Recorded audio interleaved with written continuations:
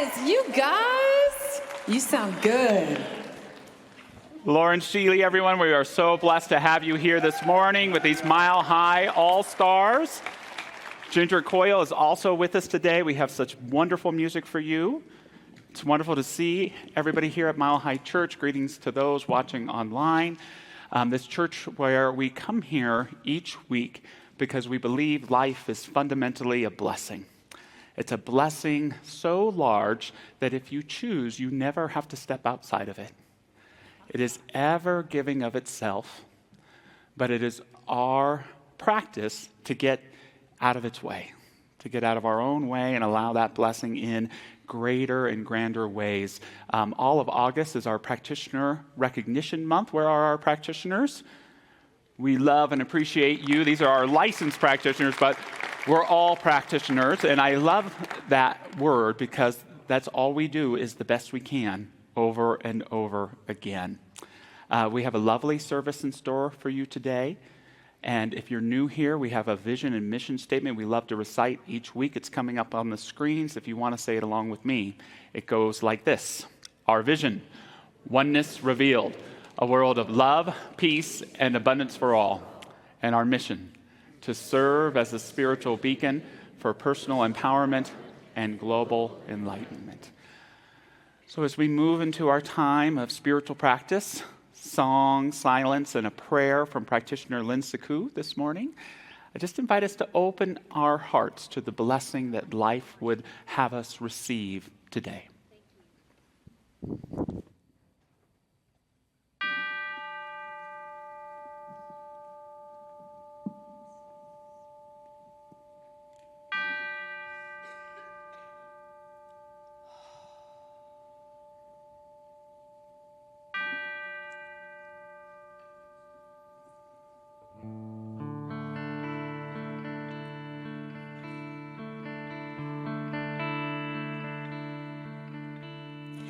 Surely the presence of God is in this place.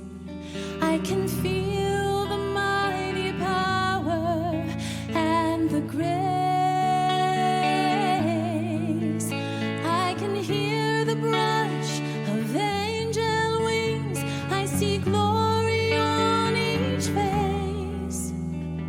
Surely the presence of God is in this place.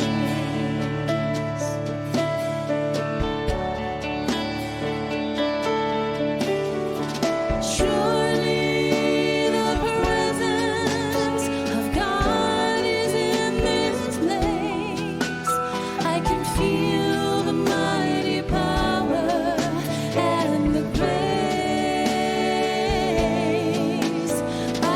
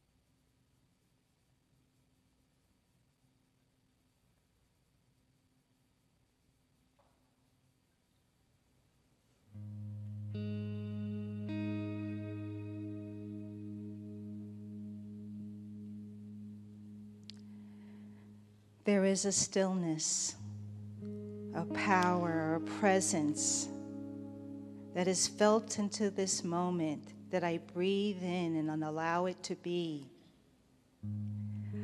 It is God. And I proclaim there is only God. That is all there is. There is no place that God is not. It is the divine presence within each and every one of us. As I stand in awe of the wonders of this glorious golden truth, I recognize so much in the mountains, in the ground below us, in the stars, and in every human being, and in every life form. As I know this truth to be, I know that it is right here, right now, vibrating and resonating in this sanctuary of heart in the Mile High community. And I give great thanks that we have come together to share joy, to share love, to share grace, ease, and peace. I know that each one of us is that beautiful, divine expression of God. And I give great thanks that the love and the energy of this sacred sanctuary ripples out into the world in a myriad of ways and aligns in oneness with other faith traditions, with other paths to God, with other journeys seeking to know God. And how good it is to know this truth and to lean into it. I give great thanks for the infinite blessings showered upon this community. I give great thanks for how we are nurtured, nourished, and our hearts are touched by this service today in music, silence, and the message that Reverend Josh gives us so lovingly. I know that there is only the oneness of God resonating its love. So I let go, I let God, and so it is.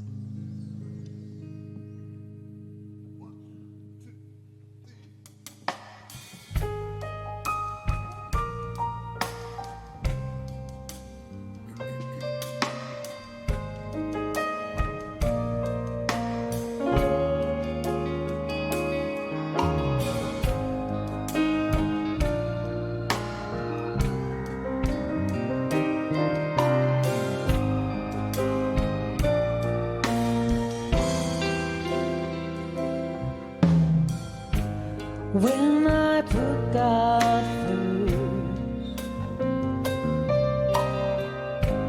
I return to love.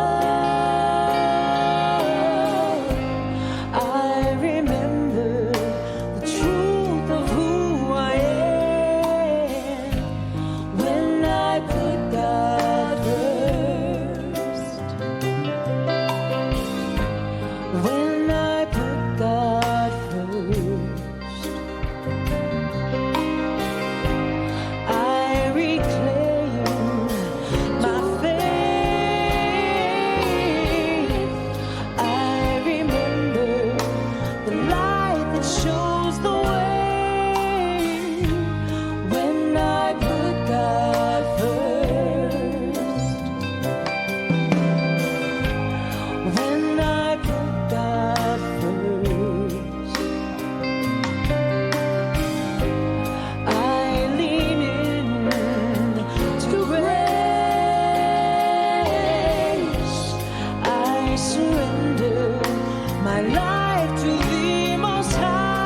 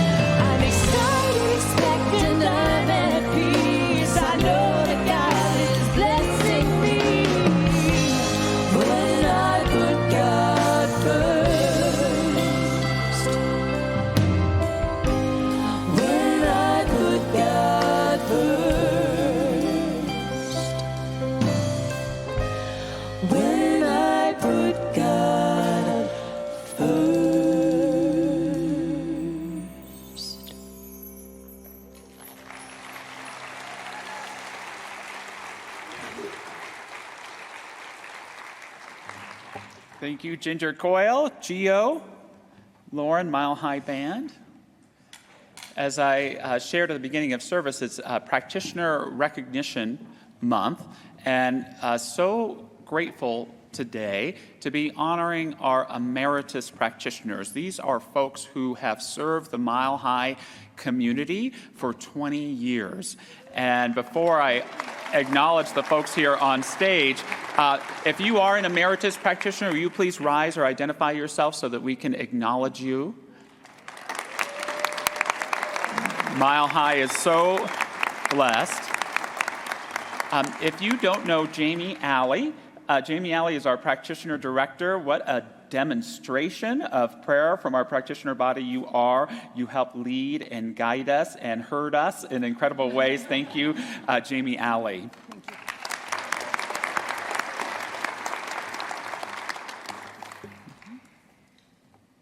Thank you. Thank you. Thank you. Thank you. Larry, thank you. George, thank you. Thank you. Lee, thank you. Think of all the prayers, all the healings, all the showing up to service, even when you had something else you could be doing. You dedicated your spiritual service to Mile High Church in such incredible ways. And on behalf of all of us, we are so very grateful for your presence. And I'm sure you've discovered, like I have, in giving one's life to being a blessing, we are blessed beyond measure. And I wish even further blessings as you continue to serve us in incredible ways. Becoming an emeritus practitioner is not an ending. It is a new beginning. It is an honoring of your consciousness and gift to us. So thank you, Jim, Abby, Audrey Boxwell, Lee Carlson, Larry Katzenmeyer, George Kelly, Lee Ridner, who called. We love you, Lee. I hope you're able to watch online. Cher Sav Demos. Did I get it right? Sauvé Demos. Thank you. Give me a couple more. Give me 20 more years, and I'll get it right.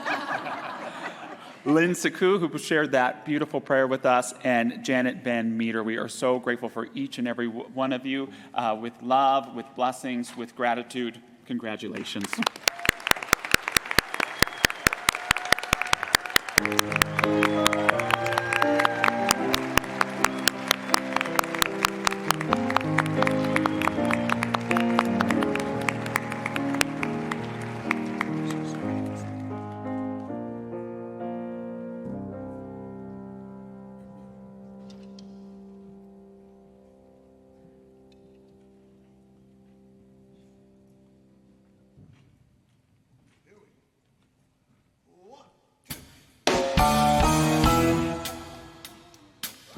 Revolution, lift the veil up from the revolution. I think first it's gonna take a revelation. Shift our minds and consciously awaken to the positivity human beings should be. Full of love and light and inner peace. Vibrate to a higher frequency. Higher, higher, higher. When I was young, I looked for love in empty places.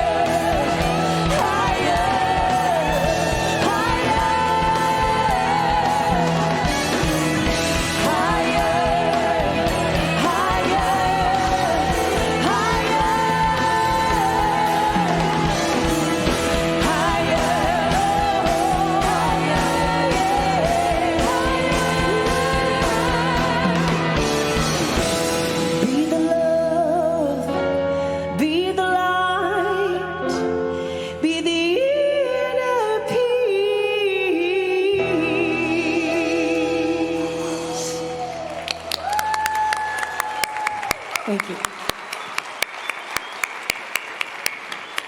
Ginger Coyle, everyone, thank you so very much for choosing to share your gift with us today. We are so grateful that first song that you sang, you wrote just for us, just for this Sunday, and it just shows your humility of spirit and your incredible creativity. So thank you for being here with us today, Thank Ginger. you for the opportunity. Thank you, everyone. Thank you, Gio, Lauren, Randy, Bijou, Mike, and our band director, Mr. Rob Lowe.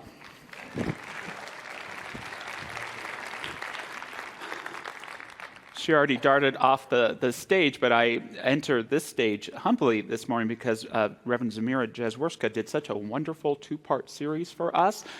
I am so grateful to Zamira and that she chooses to share her ministry here at Mile High Church. We are blessed with such incredible talent and consciousness in every seat here at Mile High. Henry Nouwen, a Catholic priest, was once granted an audience with St. Teresa of Calcutta, Mother Teresa. And Nouwen was having some struggles in his personal life, so he made a list of his problems. You don't get to talk to a future saint every day. And when he sat down with Mother Teresa, he shared grimacing of his problems and challenges and struggles. And she listened kindly and sweetly, and she had the following reply. Spend 1 hour a day in adoration of the Lord and never do anything you know is wrong. Follow this and you'll be fine. Give an hour a day to God. Try to do no harm, and you'll be fine. Some people may listen to this response and think that perhaps it lacks empathy. Mother Teresa, don't you see my problem? It's so big. Can't you validate it? I've got a problem this big, and this is your Excedrin for this? Give 1 hour a day to God. Try to do no harm, and you'll be fine. Maybe sometimes the problem isn't as big a problem as our attachment and our story and our trapping ourselves in the problem. Some people may think of Mother Teresa's reply and consider it impractical, perhaps even a form of a term that we use here called spiritual bypass. But to me, this is based in the fallacy that God is impractical or ethereal or out there somewhere. In religious science, there is nothing more practical than God. There is nothing more practical than to approach any challenge, not turn away from it, but approach any challenge in awareness of a power greater than we are, and to allow the light of this knowledge to transform ourselves, and in that light transform the issue itself. There is nothing more practical than God for religious scientists. Give 1 hour a day to God, try to do no harm, and you'll be fine. Do you believe that? It doesn't have to be a whole hour at once. You can do 10 minutes of meditation here, 8 minutes of prayer here,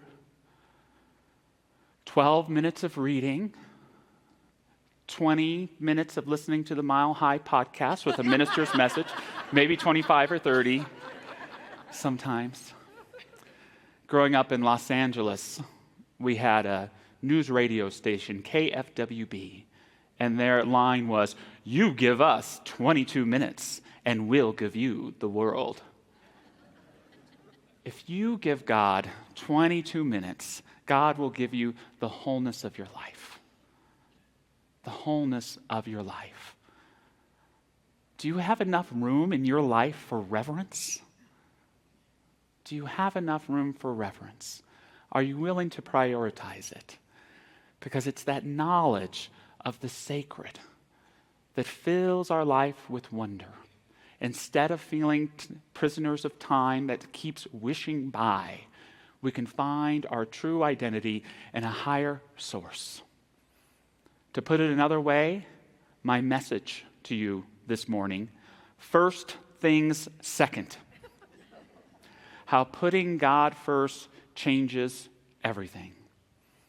Now, my advice today is not to gather up your loved ones and to say, I want you to know how much I love you and that each of you comes second to me. It's not about the people we love and care for being any less important. It's recognizing that putting God first helps us put the people we care about, including ourselves, first. Let's begin with ourselves. I'm here to challenge us today to recognize that as much as you love the people you love, as much as you love yourself, you've never served them by putting them first. God first. I know sometimes we need to make ourselves more a priority. And we may say to ourselves, I'm going to put myself first for a change. I absolutely support you in this if you've been putting everyone else's needs above your own. But to be honest, when I put myself first, I get myself into a little bit of trouble. Right? Putting myself first means action movie marathon, ice cream buffet. Right? It means getting caught up in that problem consciousness that I was talking about. That poor is me and struggling and grappling with things. Because as much as I love myself, I know my perspective is always limited. And that's why the most important thing I do each day is to wake up in the morning and get to God as soon as I can. Wake up in the morning and get to God as soon as you can. There may be some self-care involved. I got to check on the kids. I got to get the coffee going. I got to have a bit of mouthwash and fear of my own morning breath. But as soon as you can, get to God.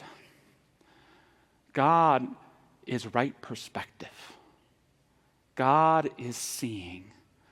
And what I mean by getting to God in the morning is I consciously recognize my not knowing to open myself to an experience of the all-knowing. Courageous not knowing begets the wisdom of the all-knowing. And when we can just sit and recognize that there is a creative principle in this universe that is actively creating this universe beyond even our imagination of what it can be, if we can let go of the not knowing inspired problems, stories, identities, just for a minute, to have that experience of the divinity, we can be informed. In opening up to God's presence, I lose myself so that I can find myself. In opening up to God's presence, I find myself so that I can lose myself over and over again. Speaking of God being practical, when we do this day after day, God no longer seems like a distant star, but your very anchor, the very marrow of your being.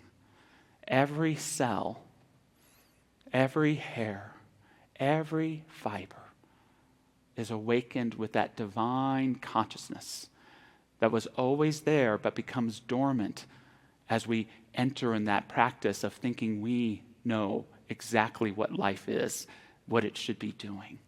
When we open up to the divine, we become who we really are, but God first.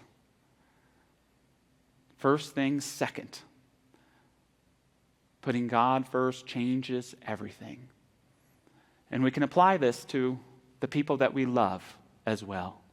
We have to be careful with it because they may not understand. Baby, I love you so much. I just want you to know that you will always come second to me. Baby, you're the second to last thing I think about before I go to bed at night. And you're the second thing I think about when I wake up in the morning. Baby, there's no decision, no choice that I make without thinking of you second. Don't do that. Because, baby,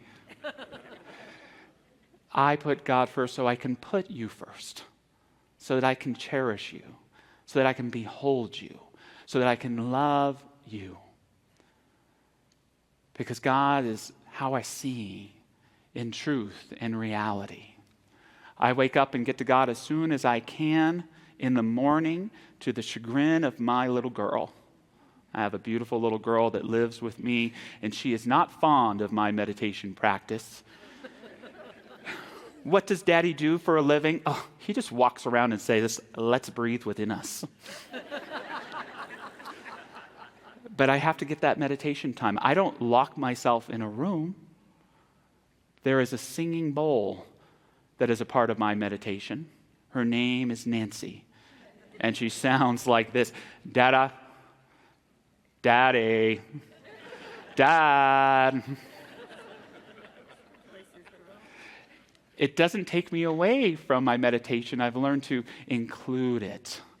Part of my meditation is putting an extra waffle in the toaster. It's matching up what show my daughter wants to watch with the right streaming channel. It's the practice of my favorite white lie. Just a couple minutes. I might need some advice because we're at that point where she goes, "Daddy, how many minutes is a couple?" Uh-oh.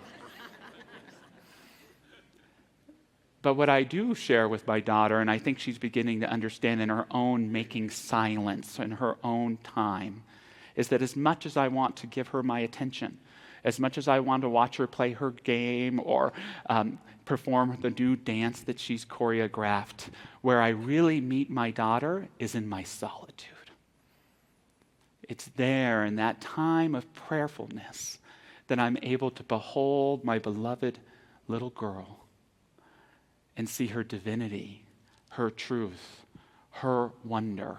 And when I return to her, that attention is illuminated so that I can play and be present. Do you resonate with this? Is this true when it comes to the people you love? This is the great gift of affirmative prayer, the prayer in our teaching. It's the greatest gift that this teaching has given me. Prayer is not about, I want this to happen for so-and-so, and I want this to happen for so-and-so. It can be that. But it's that opportunity to behold the highest and best truth and becoming of the people we love the most. What a beautiful gift. What a practical gift to be able to remember, yes, you are that person that did not take out the garbage, but I love you so very much. Yes, you are that person who said that stupid thing last night that really hurt my feelings, and we need to talk about it. But I behold the beauty and splendor of who you are. What a talent. What a gift.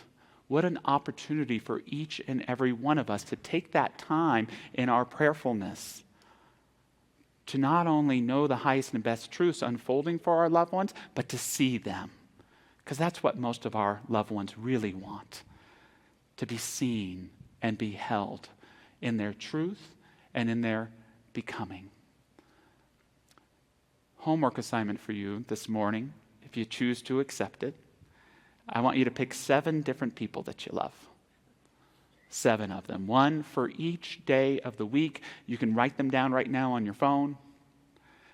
And each morning, as part of your hour to God, just think on them.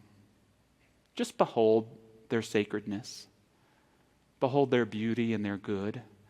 Again, it's not about trying to control their lives. I see my son in this relationship. I see my daughter out of this relationship. I want this to happen for so-and-so. There's a place for that, but just behold them in their beauty, in their authenticness, in their wonder. And then, if you have the courage, tell them what you see. Tell them the who you are they see. This is what that prayerfulness is. I see my son in the radiant light of his heart, his courage, and his self-confidence. I see him radiating his creativity. I see him receiving and seeing how awesome he is in all things. I see him sharing his gifts with such clarity and beauty. What a gift. What a gift to be able to know that truth. Share it with them. My favorite television show growing up was Twin Peaks. And there's always been a scene in that show that really touches me. There's a character named Bobby, and Bobby is all about rebelling against authority. And he's making a lot of mistakes in this rebellion to the degree that it may get him killed. And he's not in a good state. And his father is a military man who's very ordered and is clearly disappointed in the choices his son is making. And one day, Bobby walks into the Double R diner, and his father, the major, is sitting there and invites him, come on, sit down, have a cup of coffee and a piece of pie, because that's what you do in Twin Peaks. You drink coffee and you eat pie. And he shares with Bobby, can I share something with you? Yes, his son says, I want to tell you about a dream I had, a vision. I'm walking down a street and I'm walking up the stairs to a house that is unknown to me. I knock on the door and a man opens the door. There are two laughing children that come running outside. And he's married and his wife is embracing him. He has a smile on his face. I see that he is happy and fulfilled. We share a warm embrace, and my heart is so filled with the love and the knowledge of his happiness. That man in my dream was you, son. And his son begins to weep and cry, and it marks not only an arc in the change of his character, but it's a recognition of a teaching for each and every one of us. How much each of us is, in our own way, quietly calling out to be seen, to be recognized, not just for who we've been, but for who we are and who we are becoming. Who is that person for the people you love? And if they don't exist, guess what? It gets to be you to know and to nurture those truths. In conclusion today, I want to apply this idea of first things second to our work. A lot of us love to get stuff done. We like having those long to-do lists and crossing off one after another, and we can feel quite accomplished. But in that accomplishing, we can forget that our presence is always much more important than what we do. Baron von Hugel, his famous final words, caring is everything. Caring is everything. And when we get to God first, it doesn't accomplish our to-do list, but it sets us up in presence. It helps to remind us of what Viktor Frankl said, that true meaning in life comes from living for a cause greater than yourself or through truly loving someone.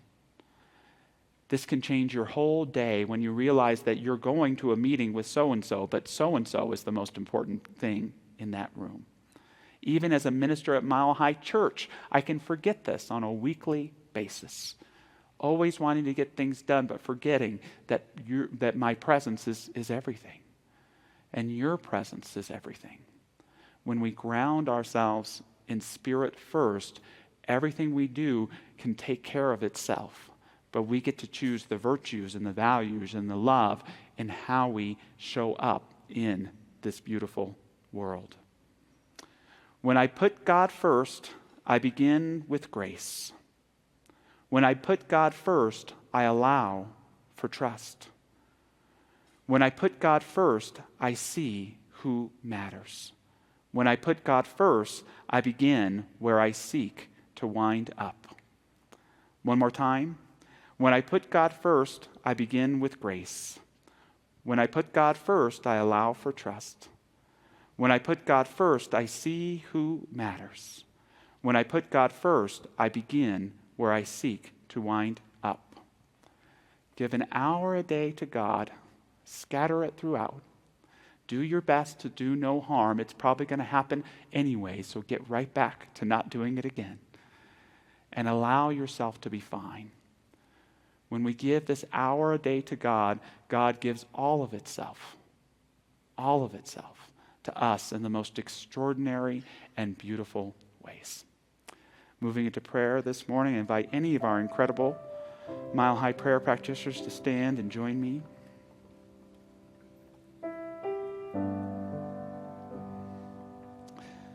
Celebrating this one life,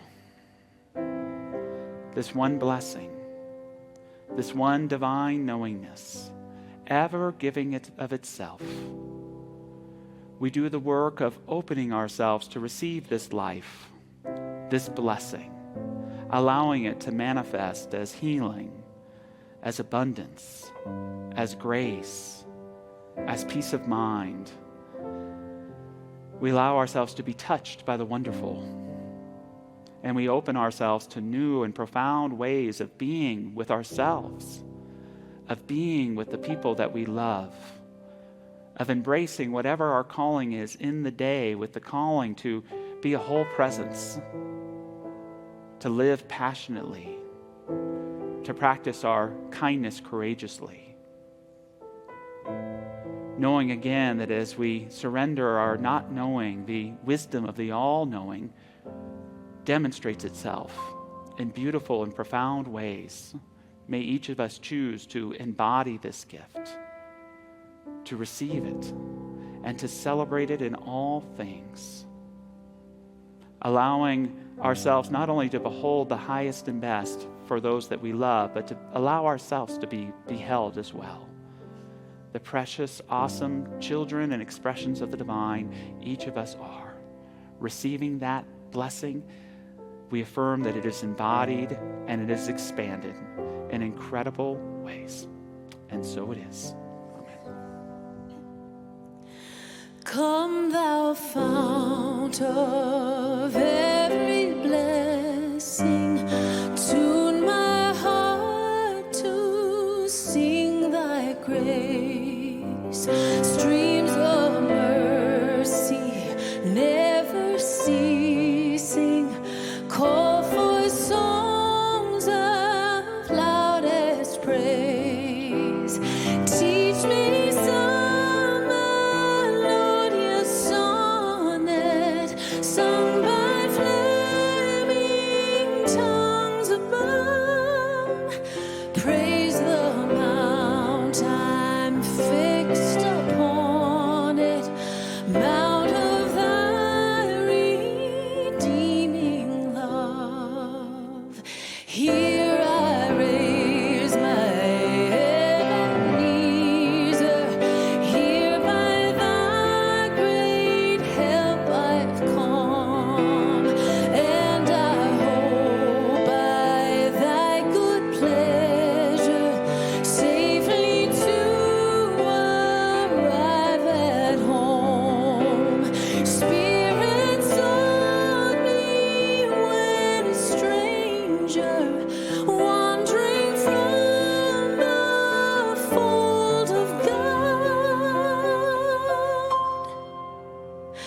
there to rescue me from danger, interpose the precious love.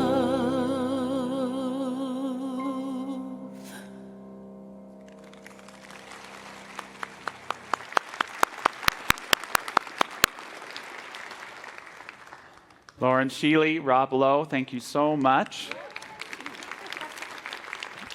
Once again, Mile High Church is just blessed with so much talent, so many beautiful people with great character, and the reason why is partially because of how wonderful they are, but partially because of your incredible giving to this beautiful lighthouse that we seek to be for ourselves and in the world. So as we move into this time of offering, thank you for all that you do to invest in this beautiful Mile High Church. I hope you are blessed by it, as I am, and what I know as we continue to affirm the incredible abundance of Mile High Church, that our abundance is increased and that we collectively share and expand that abundance in beautiful and incredible ways. So with that, we have an offering blessing coming up on our screen with a little soundtrack to it. It's okay. It goes like this. Divine love as me blesses and multiplies all that I am, all that I have, and all that I circulate. And so it is.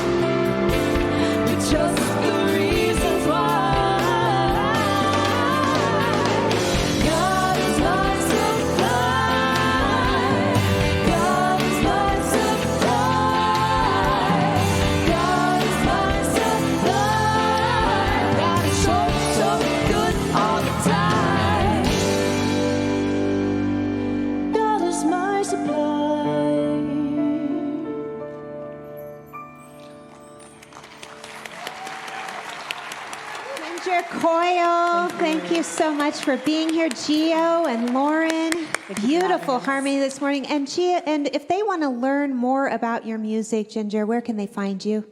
At gingerofficial.com, and I'll be out in the lobby, and I can't wait to meet you all. Thank you so much, and our beautiful Mile High Band, thank you.